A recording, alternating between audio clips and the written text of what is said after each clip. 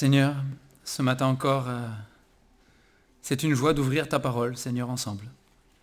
Merci parce que elle est telle qu'elle le dit elle-même, elle est la vérité, elle est la boussole, elle est l'autorité de notre vie. Elle est le message aussi que tu nous as laissé.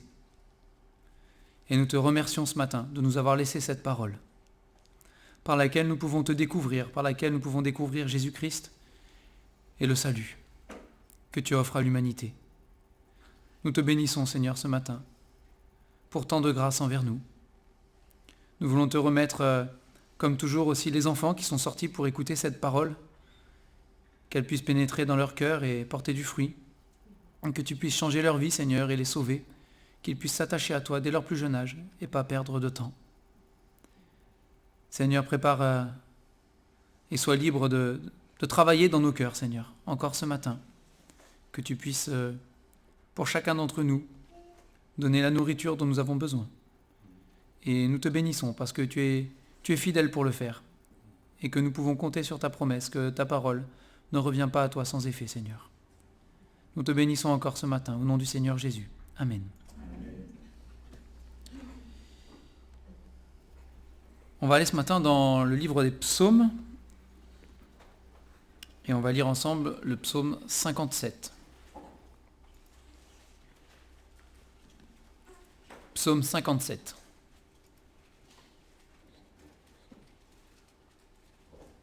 C'est un psaume de David.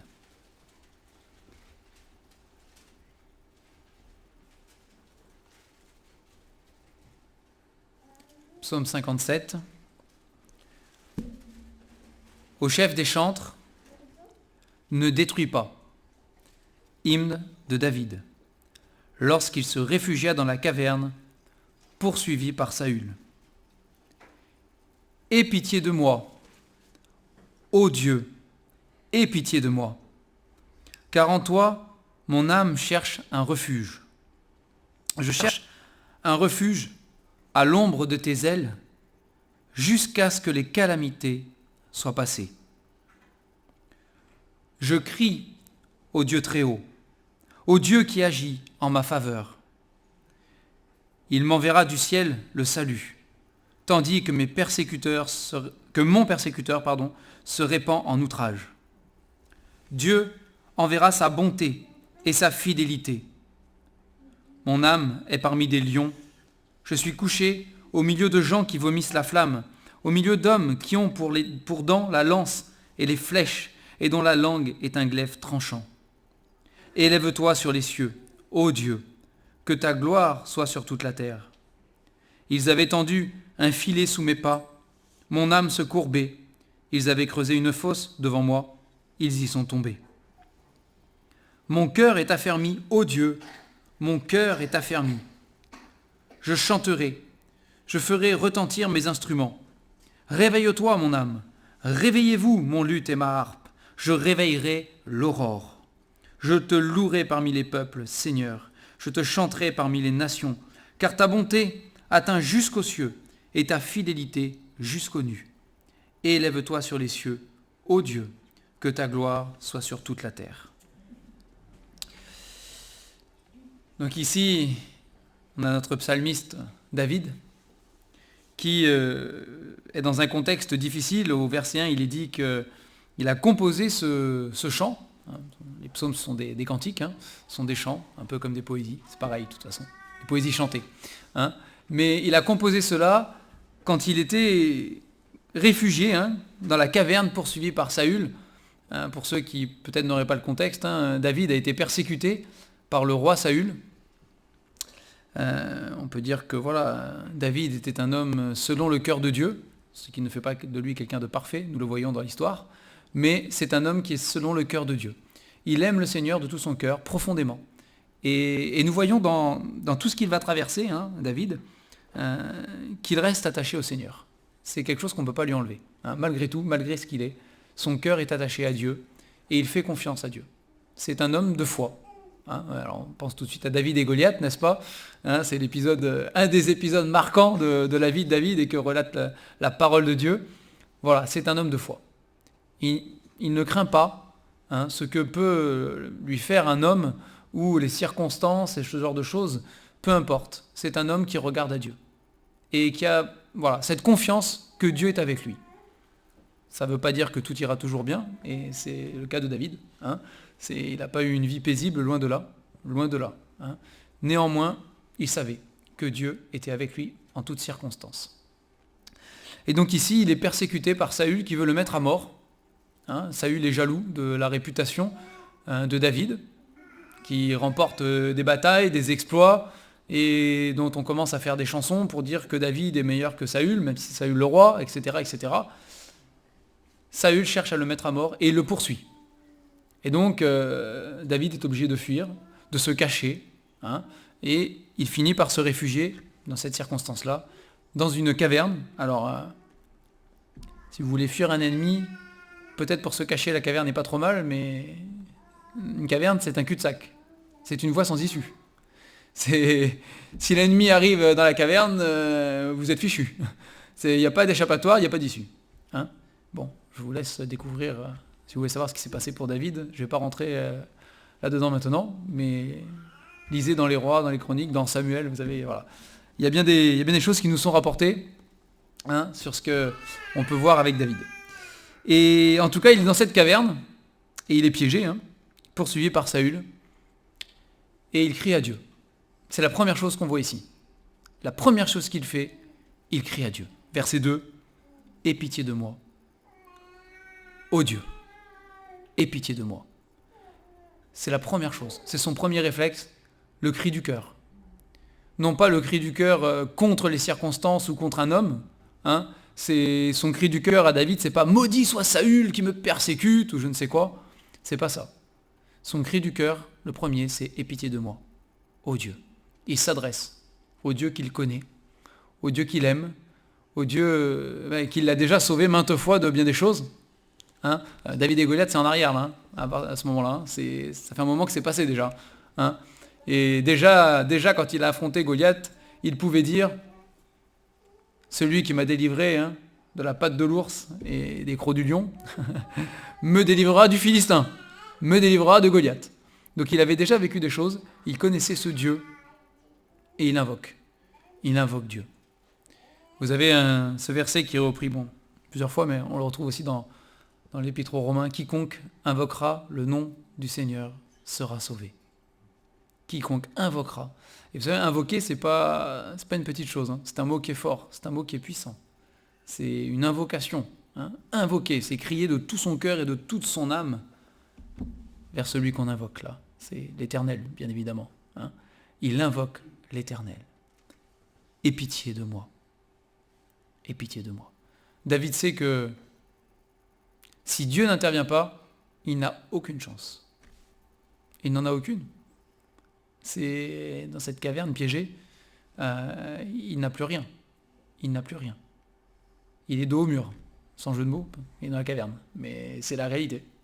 Il est dos au mur. De la même manière que l'armée d'Israël, que le peuple d'Israël se trouvait prise entre le fleuve, enfin la mer Rouge plutôt, précisément, hein, et puis de l'autre côté, l'armée des Égyptiens qui avançait, piégée. Et si Dieu n'intervient pas, tout est perdu. Tout est fini. Il le sait. Alors, aie pitié de moi, ô Dieu. Et, toujours au verset 2, il dit, « Car en toi, mon âme cherche un refuge. Je cherche un refuge à l'ombre de tes ailes. » David a conscience que la caverne, peut-être que Saül va passer devant et pas la fouiller et s'en aller. Il est caché. Mais c'est pas là qu'on est à l'abri. C'est une caverne, c'est pas la vraie cachette. Hein, c'est pas le vrai refuge. Et David le sait. Et il dit ici, « En toi, Seigneur. » C'est vrai, je me mets dans la caverne. Parce que physiquement, pour me cacher de l'armée, je me mets là. Mais Seigneur, ma vraie caverne, mon vrai refuge, c'est toi. Et c'est ce qu'il dit, David, ici. C'est ce qu'il dit.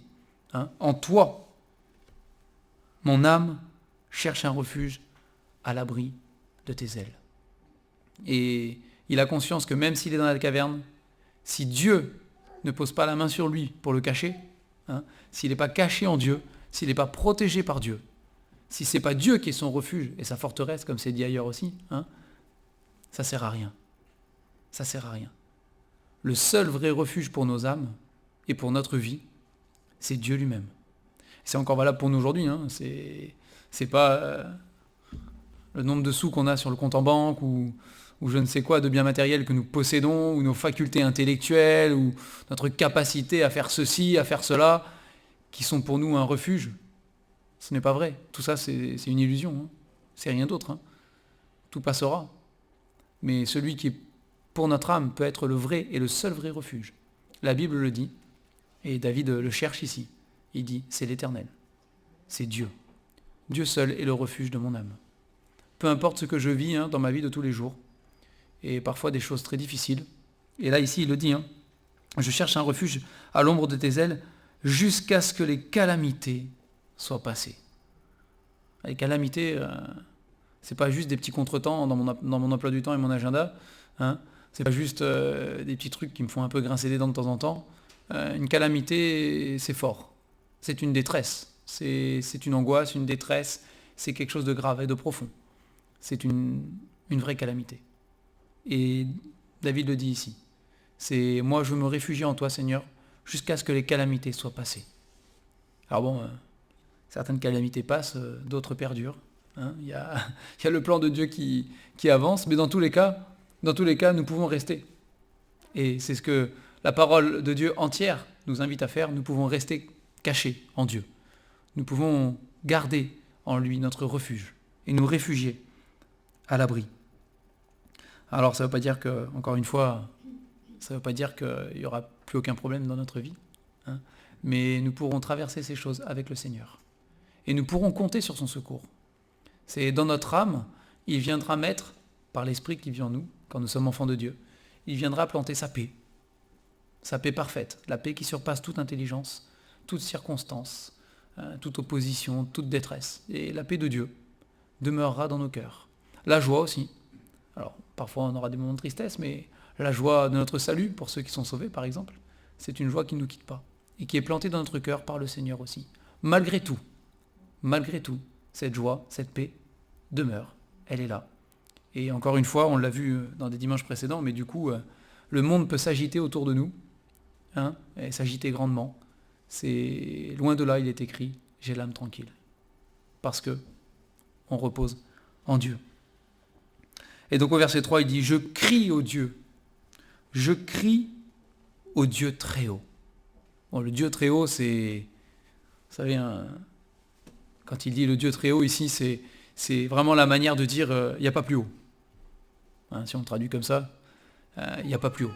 C'est le Dieu très haut, qui a les divinités de pierre, d'argent, d'or, de trucs, machin, et qui n'en sont pas, qui sont des fausses.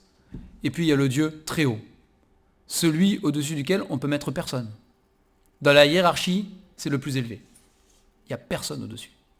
C'est moi, David il dit, je ne vais pas chercher un intermédiaire, je ne vais pas chercher un subalterne, ou je ne sais quoi, ou un serviteur, ou qui que ce soit.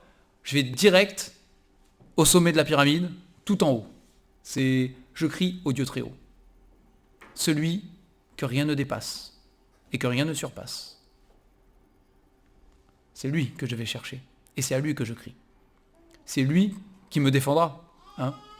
Job dans sa détresse, je ne sais même pas si on peut dire calamité tellement c'était fort. C'est plus que des calamités le pauvre. Mais dans les détresses et les angoisses qu'il a pu vivre, vous pouvez le dire. Voilà. Moi je sais que mon défenseur, là, mon rédempteur, il est vivant. C'est quelque chose. Pareil, Job il allait directement au Dieu très haut. Directement au Dieu très haut. Et c'est ce qu'il fait ici. Au Dieu qui agit en ma faveur. Et c'est là qu'est la foi de David. C'est là qu'elle est manifestée. C'est là qu'on la voit. C'est que dans sa caverne, désespéré, plus ou moins, en tout cas, il risque la mort. Il a confiance. Il ne sait pas comment, il n'a aucune idée, mais il sait que Dieu va agir en sa faveur. Et c'est cette foi chez David qu'on aime. Quand on lit l'histoire de David, c'est ça qu'on aime. Cette foi où on voit ce petit, alors il n'était pas petit, mais par rapport à Goliath, il l'était, mais marcher droit sur Goliath. sans problème. Alors que même les plus baraqués de l'armée, ils étaient tremblants comme des feuilles. Hein, aucun problème. Parce que il fait confiance au Dieu qui agit en ma faveur. C'est quelque chose, hein. Il a Dieu de son côté. Il le sait. Il le sait. Et verset 4, vous avez cette belle phrase. Il m'enverra du ciel le salut. Bon, David, lui, pensait à sa caverne, n'est-ce pas? Et à Saül qui le persécutait sans aucun doute. Hein, c'est le contexte ici de tous ceux qui l'opprimaient et qui lui voulaient du mal. Et il n'avait probablement pas conscience d'écrire par l'Esprit de Dieu, inspiré par Dieu, une prophétie sur le Seigneur Jésus. Il m'enverra du ciel le salut. Magnifique déclaration. Hein. Et nous le savons. Et on va tourner nos pages en Philippiens chapitre 2. Parce qu'on peut pas lire sans faire le parallèle, c'est impossible. En Philippiens chapitre 2, à partir du verset 5, Paul exhorte les Philippiens, on va le résumer comme ça, à s'aimer les uns les autres. Et au verset 5, il leur dit « Ayant en vous les sentiments qui étaient en Jésus-Christ », et à partir du verset 6, « Existant en forme de Dieu, il n'a pas regardé son égalité avec Dieu comme une proie à arracher, mais il s'est dépouillé lui-même, en prenant une forme de serviteur, en devenant semblable aux hommes, et il apparut comme un vrai homme. » Verset 8, il s'est humilié lui-même, se rendant obéissant jusqu'à la mort, même jusqu'à la mort de la croix. C'est pourquoi, aussi, Dieu l'a souverainement élevé et lui a donné le nom qui est au-dessus de tout nom, afin qu'au nom de Jésus, tout genou fléchisse dans les cieux, sur la terre et sous la terre, et que toute langue confesse que Jésus-Christ est Seigneur, à la gloire de Dieu le Père. Hein? Et dans l'Épître aux Philippiens, Paul nous dit que le Fils de Dieu, Jésus-Christ, a quitté le ciel. Il s'est dépouillé de la forme de Dieu qu'il avait et qu'il a pris une forme de serviteur. Il a pris une forme humaine. Et il est né, la parole de Dieu nous le dit, hein, il est né comme nous tous, comme un bébé. Il est né, il a vécu et il a donné sa vie pour nous sauver. On l'a rappelé ce matin avec la Sainte Seine que nous avons prise et les passages que nous avons lus. Il a donné sa vie. Mais il a quitté le ciel pour cela. Et quand David, au chapitre 57 des psaumes, dit « Il m'enverra du ciel le salut », il n'a pas conscience de toute la dimension, de la réalité de ce qu'il proclame. Parce que oui, nous pouvons dire aujourd'hui, nous qui le connaissons, nous pouvons dire non pas « Il m'enverra le salut du ciel », mais « Il m'a envoyé », parce que c'est fait. On l'a lu ce matin, dans l'évangile de Jean, tout est accompli. Tout est accompli. Et nous pouvons le dire déjà, nous pouvons le proclamer encore aujourd'hui, encore ce matin. Dieu m'a envoyé du ciel son salut. Et il n'a pas envoyé n'importe quel salut, il est venu lui-même, c'est ce que dit la Bible. Il est venu lui-même marcher parmi nous et donner sa vie pour nous sauver. Et on veut le proclamer encore ce matin. Dieu est mort en Jésus-Christ. C'est quelque chose qui nous dépasse. C'est complètement fou de le dire, mais c'est la vérité. Le Fils de Dieu, Jésus-Christ, Dieu lui-même, a donné sa vie sur cette croix. Parce que pour chacun d'entre nous, il voulait sauver nos âmes. Il voulait pardonner nos péchés. Il voulait les effacer complètement et nous donner le ciel. C'est du ciel, il a envoyé le salut, et ce salut nous fait monter, nous, au ciel. Nous donne accès au ciel et à la présence de Dieu pour l'éternité. C'est ce que proclame la parole. Et c'est un cadeau merveilleux.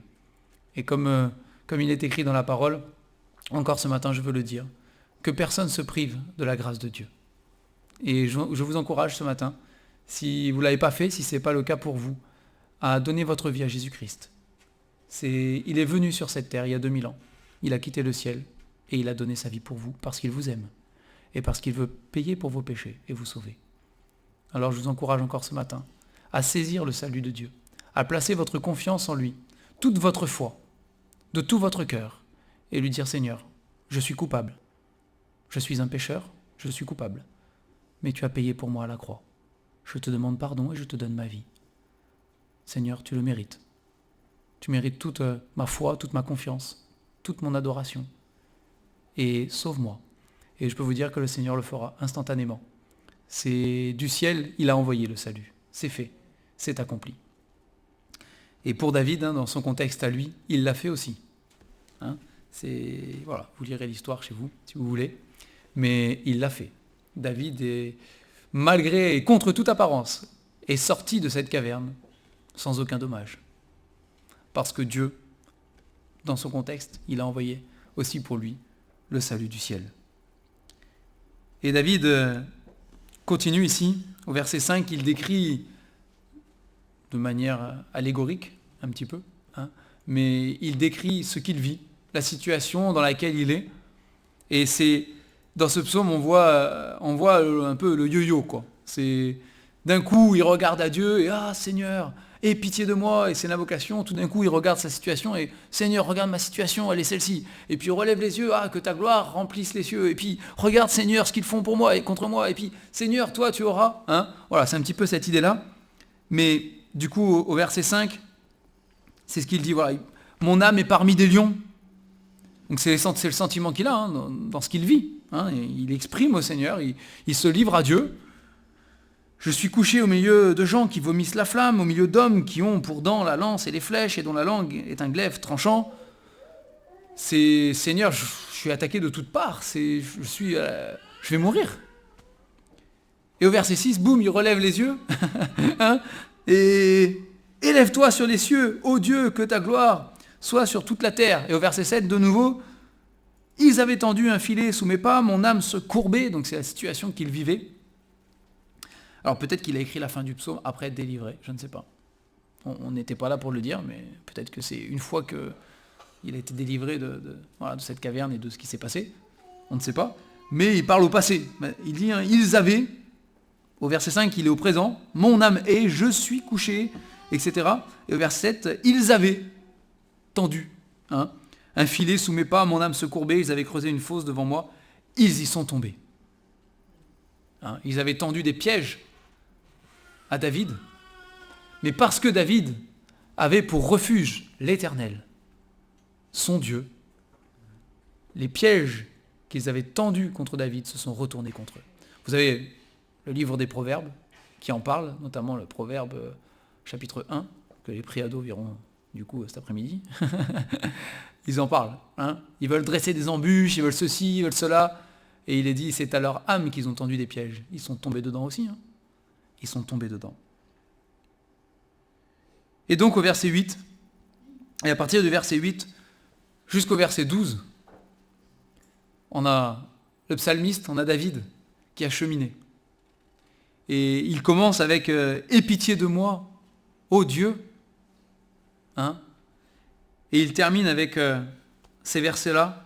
« Mon cœur est affermi, ô Dieu, mon cœur est affermi. » On passe de « Aie pitié de moi, ô Dieu, aie pitié de moi » à « Mon cœur est affermi, ô Dieu, mon cœur est affermi. » Parce qu'il a eu foi en l'Éternel, parce qu'il s'est réfugié en Dieu, il a trouvé en Dieu cette paix dont on parlait tout à l'heure.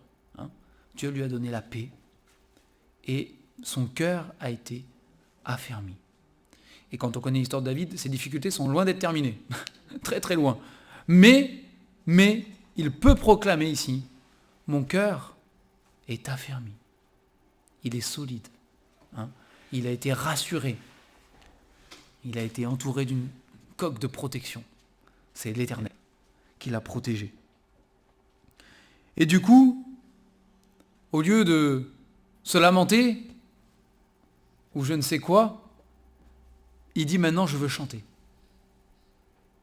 Devant l'Éternel qui est mon refuge, devant la sécurité qu'il procure à mon cœur et à mon âme, je veux chanter. Je veux chanter les louanges du Seigneur, je veux faire du bruit. Il le dit, verset 8, je chanterai, je ferai retentir mes instruments, réveille-toi mon âme, réveillez-vous mon luth et ma harpe, je réveillerai l'aurore, je te louerai parmi les peuples, Seigneur, je te chanterai parmi les nations. Il veut faire du bruit.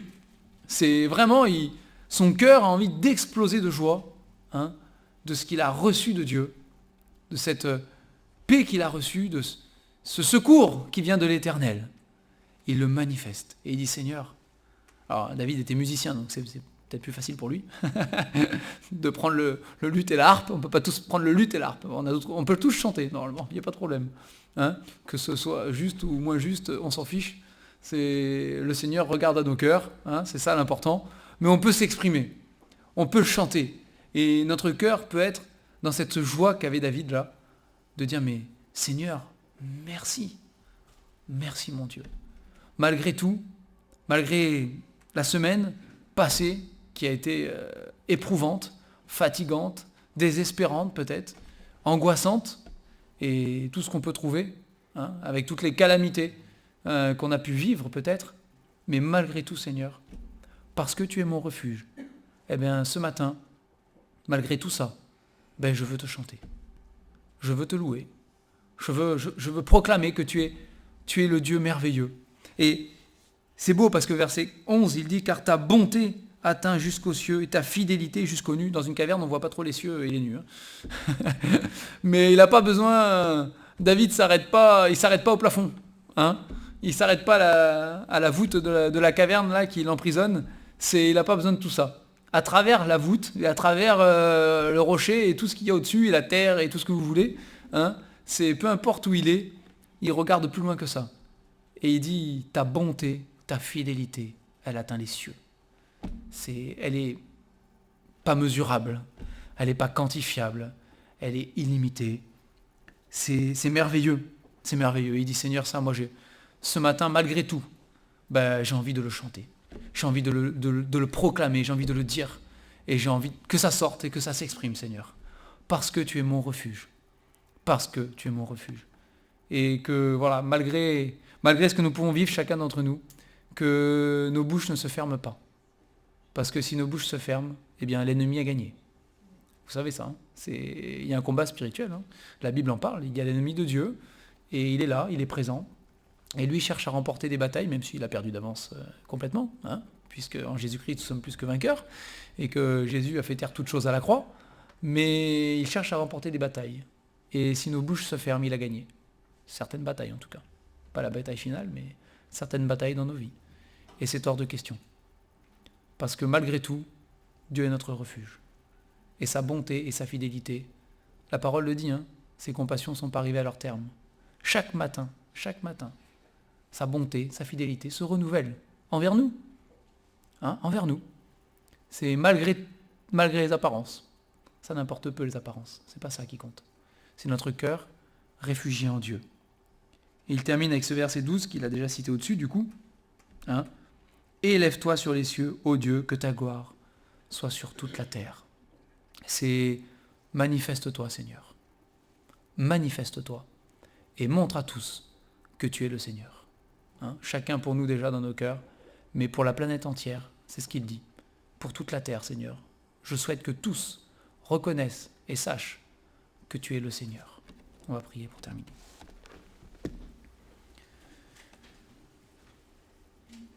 Seigneur, nous te louons ce matin pour ce psaume et pour la foi de David.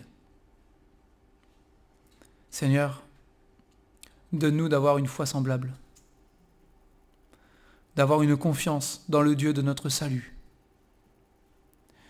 d'avoir une confiance dans le Dieu très haut, dans celui qui agit en notre faveur, celui qui est toujours à nos côtés, celui qui est pour nous et non pas contre nous.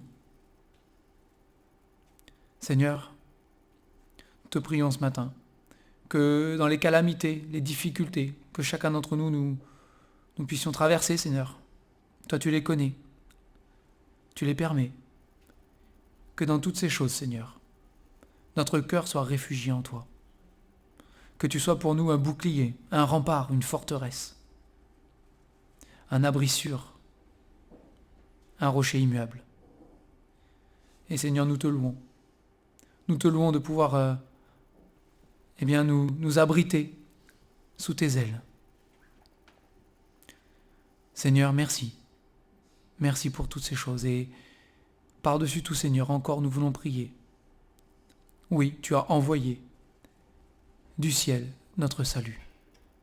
Nous te disons merci. Et nous te prions que tu touches encore des cœurs ce matin.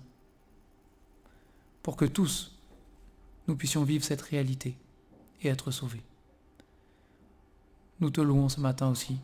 Et nous t'adorons pour tout ce que tu fais, Seigneur, pour tes compassions, ta bonté, ta fidélité. Malgré ce que nous sommes, Seigneur, et pardonne-nous.